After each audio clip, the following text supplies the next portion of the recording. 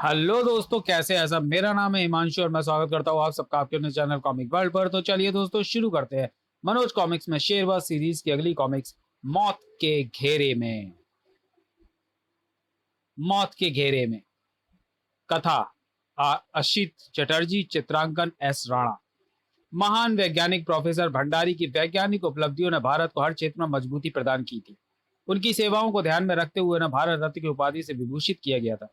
इन दिनों प्रोफेसर भंडारी एक ऐसे रसायन पर शोध कार्य कर रहे थे जिसके प्रयोग से मानव अदृश्य हो सके। भारत सरकार को प्रोफेसर भंडारी ने इस बात के स्पष्ट संकेत दे दिए थे कि बहुत जल्द वे अदृश्य मानव का फॉर्मूला तैयार कर गृह मंत्रालय के सुपुर्द कर देंगे। गृह मंत्रालय के एक साउंड प्रूफ कक्ष में उच्चाधिकारियों के मध्य अत्यंत गोपनीय स्तर पर प्रोफेसर भंडारी के अदृश्य मानव संबंधित फॉर्मूले पर विचार विमर्श हो रहा था। सर, अगर प्रोफेसर का फॉर्मूला कारगर साबित हुआ तो यह सचमुच एक चमत्कार ही होगा। कारगर ना होने की कोई वजह ही नहीं है। प्रोफेसर ने हमेशा अपने उद्देश्य में सफलता प्राप्त की है। फिर तो हमारे सैनिक कमांडोज दुश्मन की धरती पर सफलतापूर्वक काम कर सकेंगे। लेकिन इस फॉर्मूले का दुरुपयोग ना हो, ऐसी व्यवस्था पहले से करनी होगी। तभी एक अधिकारी ने गृह सचिव को विदेशी जासूस संस्थाओं में हो रही प्रतिक्रियाओं के बारे में जानकारी दी। सर, गुप्त सूत्रों से पता चला है कि कुछ विदेशी शक्तियां भी प्रोफेसर भंडारी के कार्यकलापों में गहन दिलचस्पी ले रही हैं।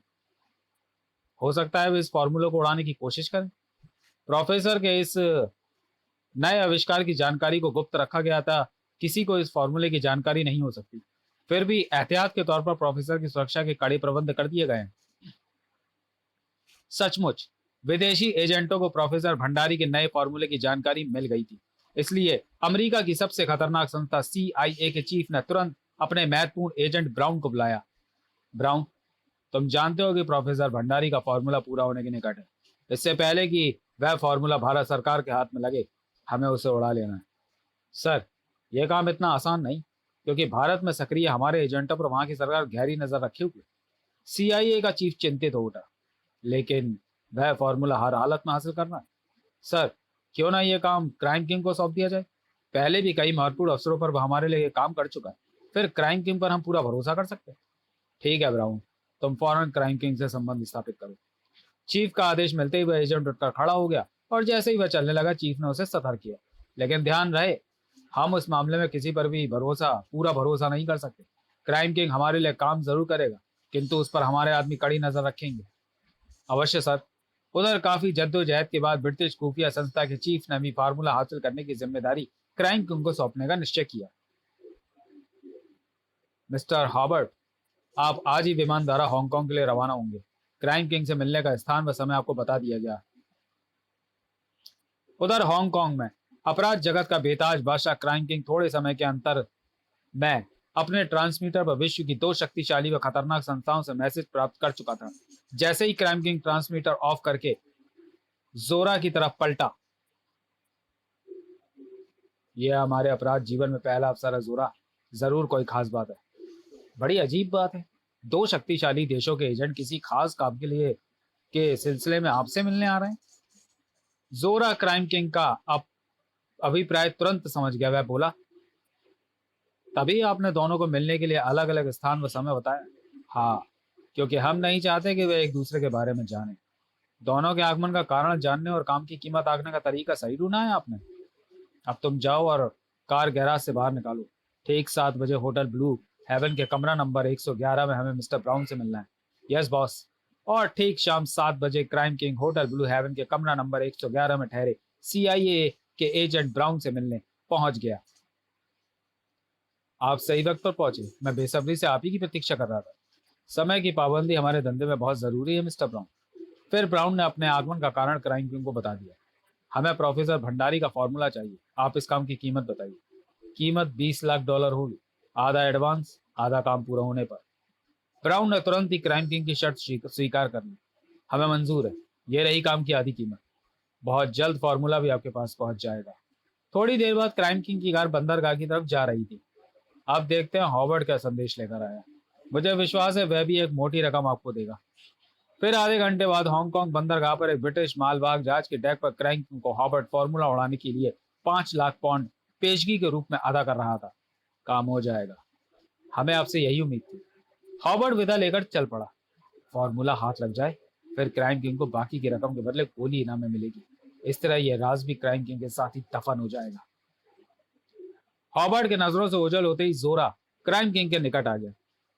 बॉस, आश्चर्य है, दोनों का मकसद है फॉर्मूला हासिल करना ही है, लेकिन दोनों में से किसी ने भी फॉर्मूले की अहमियत स्पष्ट नहीं की।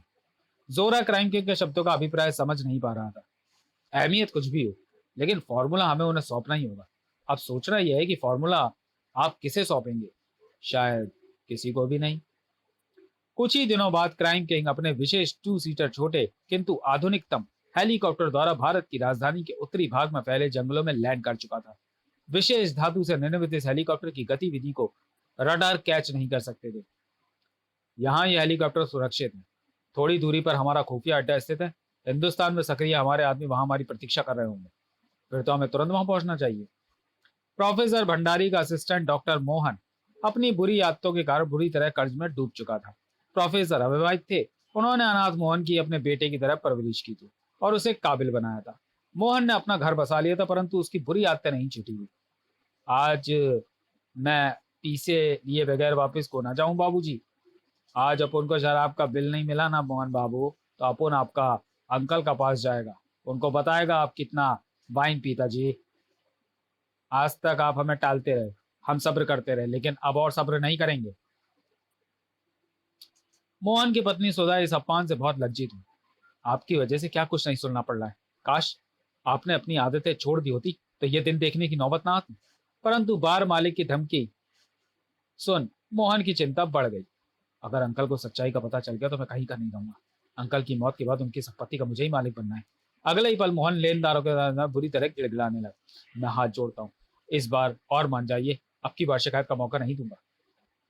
एक बार फिर माना बेवकूफ बनावे हो बाबूजी। चलो एक मौका और देकर देख लेते हैं। सभी मान गए और एक एक कर बाहर निकल गए। लेनदार तो चले गए, किंतु सुधा अपनी उत्सुकता दबाए न रख सकी। इतने कम समय में इतने रुपए का प्रबंध आप कैसे करेंगे? तुम चिंता मत करो, रुपए का बंदोबस्त हो जाएगा। फिर मोहन फ्लैट से बाहर निकल गया, परंतु रुपए की चिंता से वह अपने मस्तिष्क को मुक्त नहीं कर पाया। आखिर रुपयों का बंदोबस्त कैसे होगा? अंकल से मांगूंगा तो उन्हें शक हो सकता है। अभी वह कुछ ही दूर गया था कि तभी एक कार उनके पास आकर रुकी और इससे पहले कि मोहन को समझ पाता, 2 आदमी कार से उतरकर उस पर झपट पड़े। कौन हो तुम? छोड़ो मुझे। चुपचाप हमारे साथ चलो वरना पेट फाड़ दूंगा।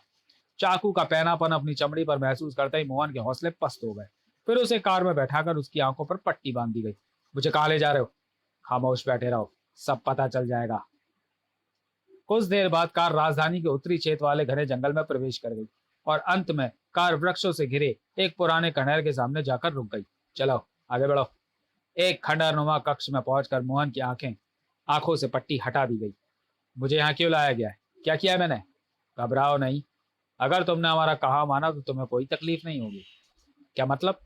ये बताओ, तुम्हारे बॉस भंडारी कौन सा फॉर्मूला तैयार कर रहा है? अगर तुमने सही सही जवाब दिया तो ना केवल तुम्हारा कर्ज उतार दिया जाएगा, बल्कि तुम्हारी जान भी बख्श दी जाएगी। लेकिन मोहन चुप ही रहा। उसे चुप देखकर क्राइम किंग गुस्से में आग बबूला उठा। जवाब दो, वरना तुम्हारे जिस्म के टुकड़े टुकड़े कर दिए जाएंगे। नहीं नहीं, मुझे मत मारो, मैं सब कुछ बता दूंगा। फिर मोहन ने प्रोफेसर भंडारी के फॉर्मूले के बारे में सब कुछ बता दिया। सब कुछ जानने के बाद अब तुम वही करोगे जो हम कहेंगे। लेकिन मुझे करना क्या होगा? तो मैं प्रोफेसर का अपहरण करने में हमारी मदद करनी होगी। अगर तुमने हमें धोखा देने की कोशिश की तो याद रखना, तुम्हारी मौत पागल कुत्ते से भी बुरी होगी। मोहन को क्राइम किंग की बात मान लेने में ही अपनी भलाई नजर आई। इस तरह अंकल भी मेरे रास्ते से हट जाएंगे और जान भी बच जाएगी। दौलत मेरे कदम चूमेगी। दूसरे ही पल मोहन तपाक से बोल उठा। ठीक है, आप जैसा कहेंगे मैं वैसा ही करूंगा। शाबाश, अब मेरी बात ध्यान से सुनो। फिर क्राइम किंग मोहन को अपनी योजना समझाने लगा। क्राइम किंग की योजना सुन मोहन का रोम रोम थरथरा उठा। अगर मैं पकड़ा गया तो? जब तक हमारा हाथ तुम्हारे सिर पर रहेगा तुम्हारा बाल भी बाका ना होगा मिस्टर मोहन। थोड़ी देर बाद गुंडे क्राइम किंग के निर्देश पर मोहन की आंखों पर पुनः पट्टी बांधकर उसे बाहर ले गए और शहर की एक कम यातायात वाली सड़क पर कार की रफ्तार धीमी कर उसे कार से बाहर ढकेल दिया। बॉस का हुक्म याद रखना। आह! जब तक मोहन संभलता कार बहुत दूर जा चुकी थी। बड़े जालिम है ये लोग। कार के ओझल होते ही मोहन अपनी राह पर चल पड़ा। 2 दिन बाद जब प्रोफेसर भंडारी रसायन पर किए शोध कार्य के संपूर्ण ब्यौरे के कागज पर उतार चुके थे तो अचानक कदमों की आहट पर पलट गए।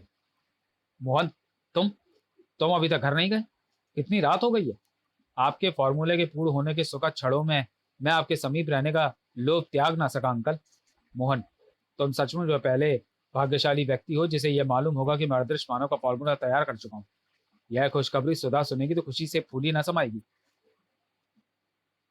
अपने दिल की खुशी और मस्तिष्क की मक्कारी को छुपाए मोहन तुरंत प्रयोगशाला से बाहर निकल आया। मुझे तुरंत क्राइम टीम को सूचित करना चाहिए। तो चलिए दोस्तों, वीडियो को यहीं समाप्त करते हैं और मिलते हैं शेरबाज मौत के घेरे के दूसरे भाग में अगले वीडियो में। तब तक के लिए धन्यवाद।